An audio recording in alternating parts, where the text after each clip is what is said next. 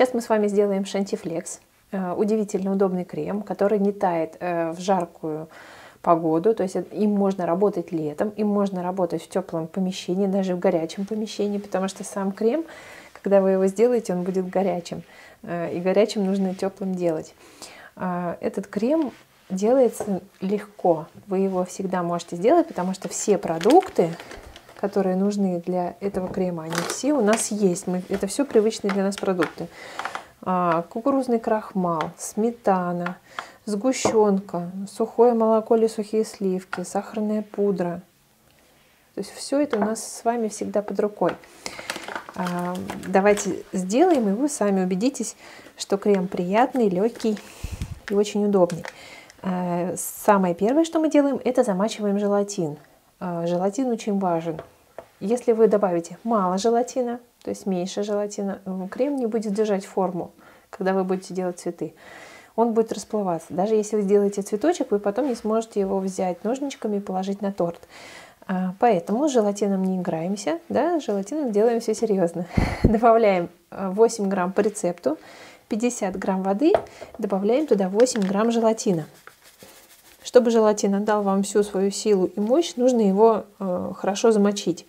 Замочить в холодной воде и поставить в холодильник. Желатин любит холод.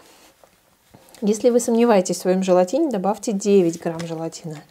Если у вас нет времени на долгое замачивание, добавьте 9-10 грамм желатина, для того, чтобы он как бы компенсировать маленькое время замачивания большим количеством желатина. Лучше всего оставить его на ночь. То есть мы закрываем пленкой, если это на ночь. Но если на полчаса, можно не закрывать. Закрываем пленочкой и убираем в холодильник на ночь. Утром вы делаете крем, желатин в духовке, в микроволновке где-то на двоечке или на троечке на режиме горячем. Топите 2 минутки и добавляете уже в сам крем. Я покажу, на каком этапе. Вот. Так что желатин имейте в виду, если у вас крем потек, самую первую ошибку ищите в желатине. Так, мы оставляем этот желатин набухать. Тот желатин, который у нас пойдет в этот крем, я замочила как раз заранее, он уже стоит в холодильнике и ждет своего часа. Ну вот, теперь мы будем собирать основной состав. Весь этот крем очень удобно умещается в стакане для блендера. Это обычно идет в комплекте, да, такие стаканчики и блендеры. Очень удобно, если у вас нет такого стаканчика, просто берете мисочку удобную и собираете там основу. Основа крема – это 200 грамм сгущенки. Сгущенка бывает разная, все зависит от производителя, то есть она бывает жидкая, бывает густая. Лучше берите ту, которая густая. Обратите внимание, что сгущенка может быть сделана из молока, из свежего молока, из обычного молока, а может быть сделана из сухого молока. Та, которая из нормального молока, она вкуснее и она гуще. Просто смотрите состав на упаковке. Так, 200 грамм сгущенки, 100 грамм сметаны. У меня 20% жирности, можно 20-25. Такой обычный тоже сметана. Так, положили. Теперь 2 столовые ложки сухого молока или сливок. Если вы замечали, сухое молоко имеет желтый оттенок. Я взяла сливки, потому что они белее.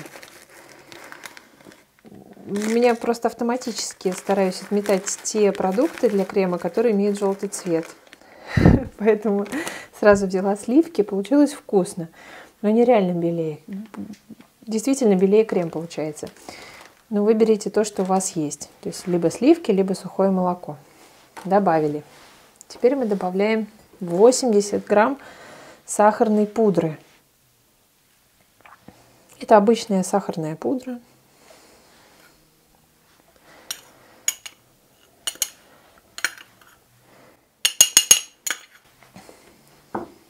Добавили. Это наша основа. Мы ее даже не перемешиваем, ставим в сторонку. Берем миску, в которой нам будет удобно смешать крахмал с водой. И наливаем туда 250 грамм воды.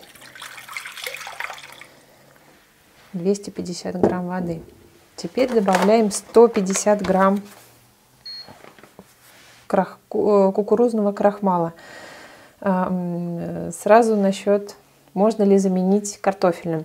Заменить можно, но у вас получится серый цвет. Я думаю, что вы замечали, да, что у нас картофельный крахмал в итоге дает серый цвет на продукте. Поэтому крахмал кукурузный, мало того, что он беленький, у него такой бело-солнечный цвет, когда мы им делаем, да, что-то замешиваем, загущаем.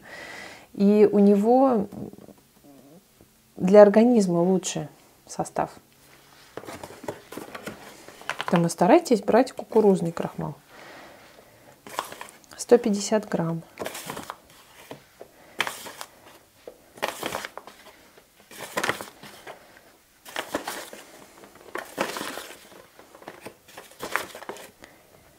Не пугайтесь, много крахмала, это все в норме. То есть я специально ложкой укладываю, чтобы вы видели объемы.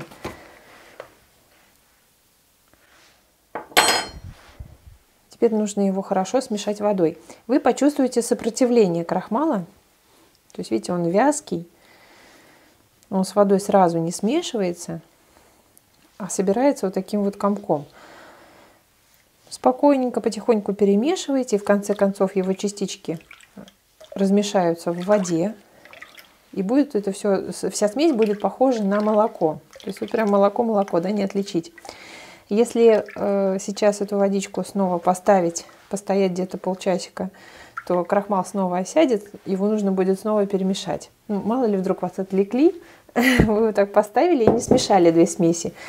То есть вы взяли эту смесь, нужно ее снова размешать и добавить к основной смеси. Мы просто их добавляем, так ее сверху, наливаем. После того, как вы налили крахмальную смесь в наш основной состав, мы взбиваем это все блендером. Неважно, попадут туда пузырьки воздуха, не попадут, смесь будет жидкая, поэтому взбивайте, как у вас взбивается.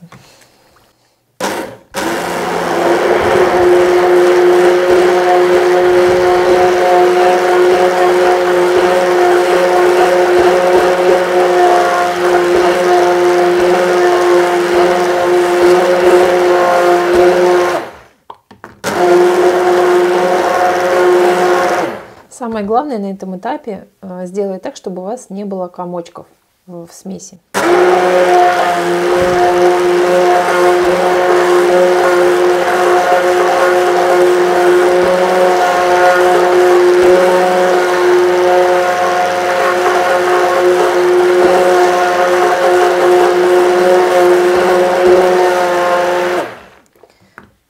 Я проверяю, у меня нет комочков. Есть небольшие пузырики, а комочков нет.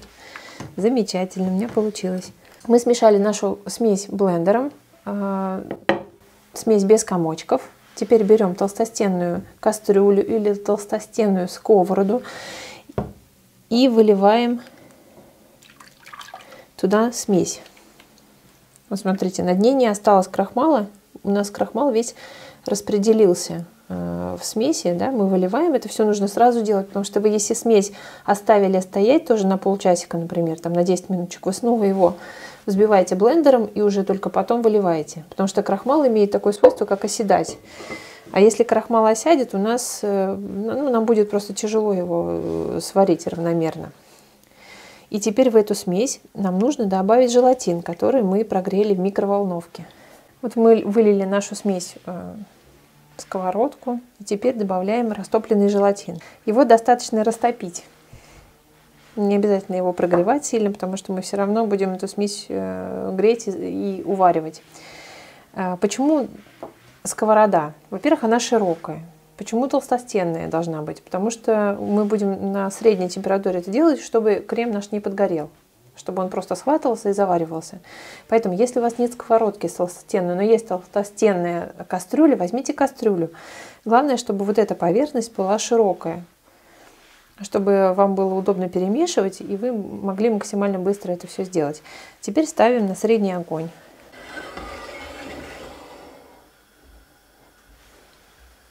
Ну вот, начинаю помешивать.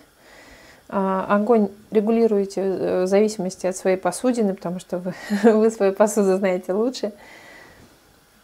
У меня очень толстая сковородка хорошая, поэтому я могу сразу средний огонь сделать, значит, что мне не подгорит. С этого момента вы уже не отходите. Здесь нужно помешивать.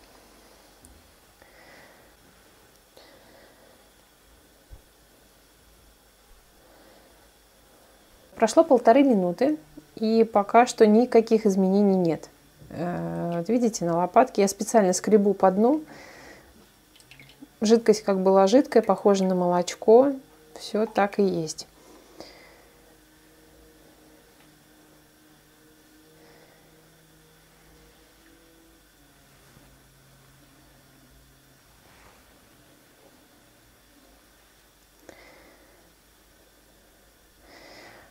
Прошло примерно 2 минуты. И вот смотрите, что у меня на лопатке. Видите, такие сгустки, которые я соскребла с дна. То есть это боковинки, или дно — это тонкая пленочка, которая самая первая соприкасается с нагретой поверхностью.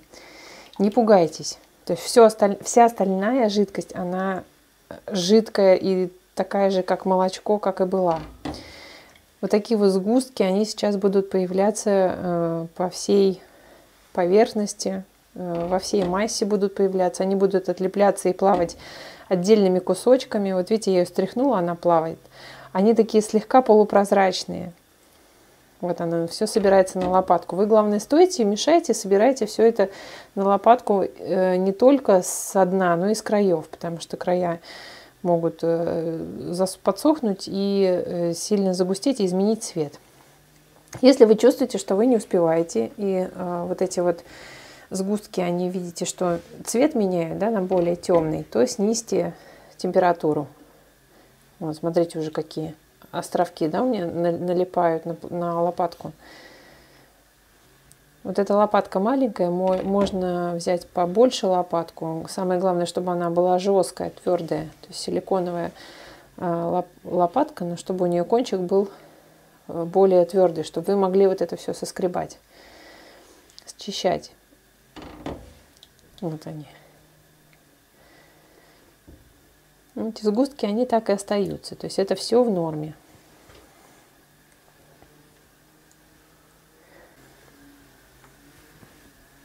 Прошло где-то 4-5 минут. У меня сгустков все больше и больше. Скоро это превратится в однородную массу. И эту массу нужно обязательно доварить.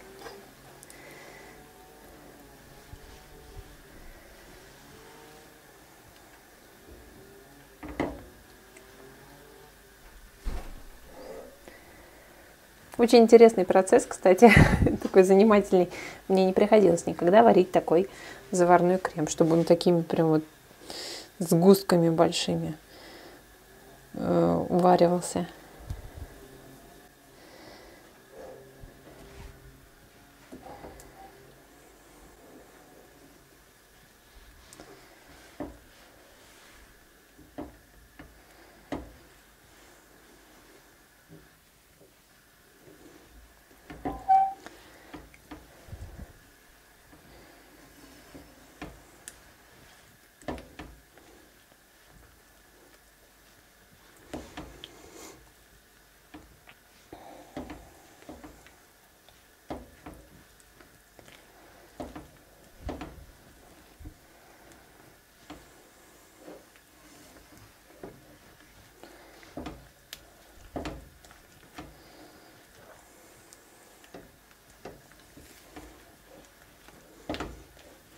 Так, ну вот посмотрите, мое молочко превратилось в густую манную кашу.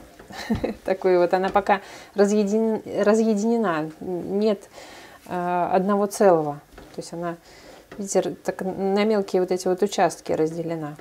Нам нужно ее собрать вместе и перемешать. И обратите внимание, она сейчас у меня прилипает. То есть она прилипает к сковородке.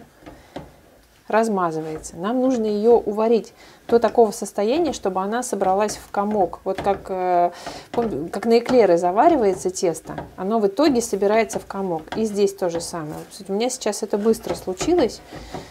Пока я объясняла, вот оно, я его размешиваю, я пытаюсь его, чтобы оно прилипло, а оно большим комком держится, гладкое, собрало само в себя все вот эти вот ошметки с боковинок сковородки, все это в кучку собралось. Вот, именно на этом этапе можно считать, что мы сварили нашу основу. Если у вас в кучку не собирается, значит вы не доварили. То есть продолжайте уваривать. В зависимости от посуды, в зависимости от того, газ у вас или, может быть, конвекция или электрическая плита, время может быть разным. Самое главное, что вам нужно уварить вот до такой вот консистенции, которая собирается в шарик, которая собирается в одну массу и не остается никаких следов. Ой, только на стенке давай. И не остается никаких следов на посуде. Вот, видите, она как собирается, она отлипает. Все, готово, я выключила.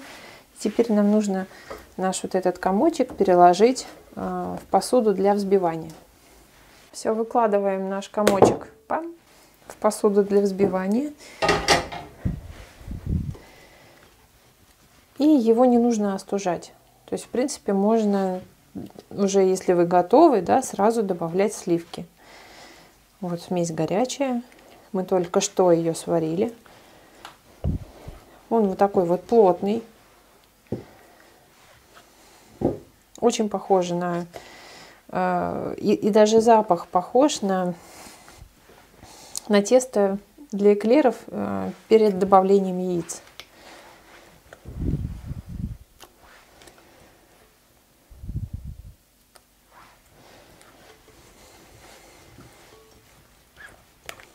Завершающий этап в приготовлении крема. Мы добавляем сливки. Сливки 33-35% жирности добавляем в горячий крем. В рецепте указано 80-100 грамм.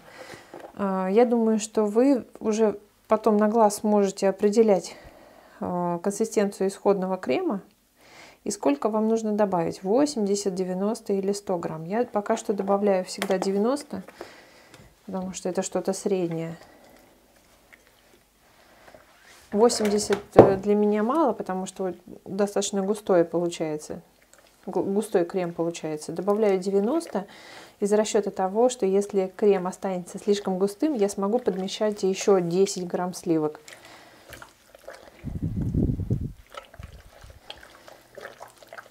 Я слегка размешиваю, чтобы сливки не разбрызгались, когда мы будем взбивать.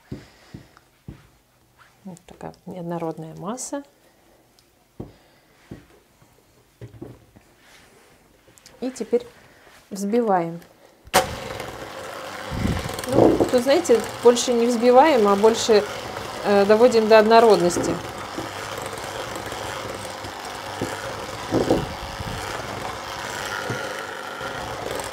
Лишний воздух нам в креме ни к чему, поэтому не надо в него прям его взбивать до состояния пышности. Я не знаю, получится, честно говоря, это или нет. Вот. Нам нужно его хорошо промешать до однородности.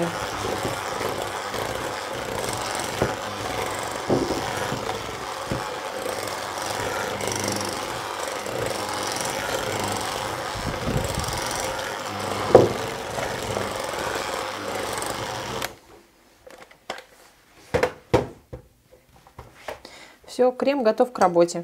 Если вы сможете держать такой горячий пакет в руках, то можно прям сразу сейчас бросаться и делать. Ну, обычно за всеми приготовлениями он становится теплым, пока вы подготавливаете насадочки, пакеты и все остальное, да. Поэтому он будет такой теплый, тепло-горячий к тому моменту, как вы начнете делать цветы. Вот посмотрите, еще у меня крем. Сейчас я его по стеночке размажу. В нем нет комочков. Но возможно, у вас получится так, что вы уже на средней стадии и на последней стадии замешивания, уваривания вы увидите мелкие крупинки, мелкие комочки. Это говорит о том, что либо плохо смешался крахмал с основной массой крема, либо вы проворонили первые моменты уваривания. То есть там нужно их не пропустить. Вот вы стоите, помешиваете, помешиваете. И если вот эти мелкие частички крахмала первыми осядут на дно сковороды или на дно посуды, да, в которой вы увариваете, они первые схватятся в жесткие комочки. И потом их очень тяжело будет размазать по общей массе. То есть, возможно, они вас размажутся, а возможно, нет. Поэтому вы стойте и аккуратненько, терпеливо все перемешивайте. Желатином не затягивайте. Желатин нужно добавить в сковородку до того, как вы поставите ее на огонь. То есть вы добавили желатин, размешали до однородности, потом поставили уже всю массу на плиту и увариваете. Вот, в принципе, у вас тогда не должно образоваться комочков. В конце уже замешивания, когда вы добавили сливки, вы уже по мере того, как вы начнете делать цветочки, вы сможете отрегулировать массу. То есть вы можете ее сделать жиже, то есть добавив сливки, да? Но гуще уже никак не сделать, поэтому будьте внимательны, просто лучше не додобавить, чем перелить сливок. Все, крем готов, сейчас будем делать цветы. В рецептуре этого крема мы не использовали ваниль. Ванильный экстракт или ванилин, да, ароматическое вещество ванильное, мы не использовали, хотя в рецепте он есть, поэтому вы можете смело добавлять.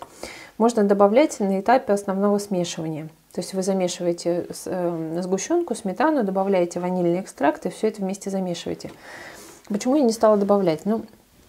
Опять же, она темная. Для меня это прям всегда ложку коричневой жидкости бухнуть в светлый крем я прям не могу. У меня сердце разрывается, поэтому мне легче, например, в конце добавить что-нибудь светлое или найти ванильный экстракт, который будет посветлее, или поменьше его добавить. То есть или сделать по желанию клиента, может быть, я миндальную эссенцию сюда добавлю, а может быть лимонную. То есть вы можете ароматизировать вообще в принципе чем угодно. Что вам нравится, какой аромат пожелает клиент. Ванильный, конечно же, это самый классический, самый ожидаемый для клиента, поэтому по умолчанию вы можете добавлять. Делаем ранункулюс. 104-я насадочка, мы делаем основу. Сделали башенку. И теперь такими маленькими чешуечками укладываем основу. Это насадка 104-я, она прямая, поэтому можно вот такие вот. Вы нажали, отпустили, нажали, отпустили. Каждый раз немножко отодвигаетесь к наружу, чтобы был виден вот этот колодец, который мы с вами делаем. Перспективы, входящая вглубь. Теперь берем насадочку 125К, потому что у нас здесь светлый такой белый крем. У нас будет светлый ранункулюс, поэтому мы взяли этот пакет. А так можно использовать и 124-ю насадку, конечно же. Ставим рядышком и делаем, отступив, чтобы у нас была видна и зеленая часть. Делать точно такими же движениями, только это уже большие лепестки. Нижние лепестки ранункулюса. И пошли вторым рядком укладывать.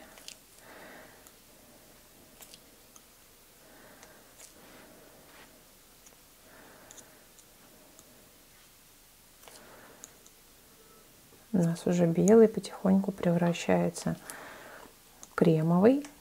И мы поднимаем наши лепесточки. Делаем точно так же, как такие же коромыслицы длинненькие. Повыше подняли, чтобы объем был виден. И собираем уже внешние лепесточки. Они как бы такие же коромыслицы, только мы их не прижимаем к середине цветка, а делаем более открытыми.